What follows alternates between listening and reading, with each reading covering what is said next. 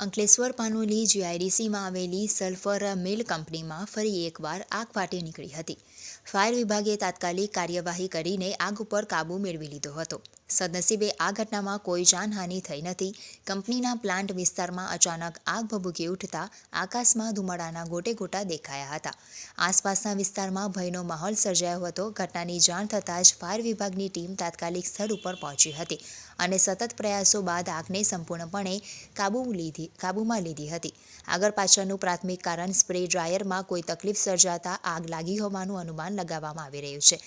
આગની ઘટનાને પગલે ઇન્ડસ્ટ્રીયલ સેફટી એન્ડ હેલ્થ વિભાગે સમગ્ર મામલે તપાસ શરૂ કરી છે.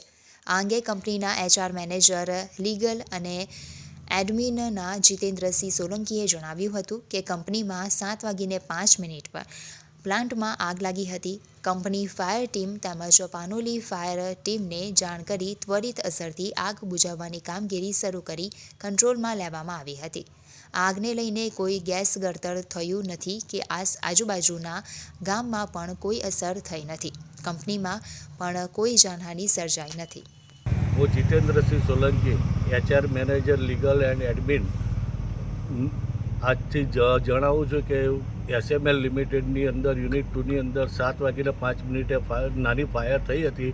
તે ફાયરની અંદર કોઈપણ પ્રકારની જાનહાનિ કે ઈજા થયેલ નથી અને ફાયર ટેન્ડરની મદદ લઈ અને ફાયર ઓલવી નાખેલ છે અને અત્યારે પણ ફાયરનું કામ બધું પતી ગયેલું છે અને કોઈપણ પ્રકારનો ગેસ ગળતર કે આજુબાજુના કોઈપણ માણસોને કોઈપણ જાનહાનિ થયેલ નથી.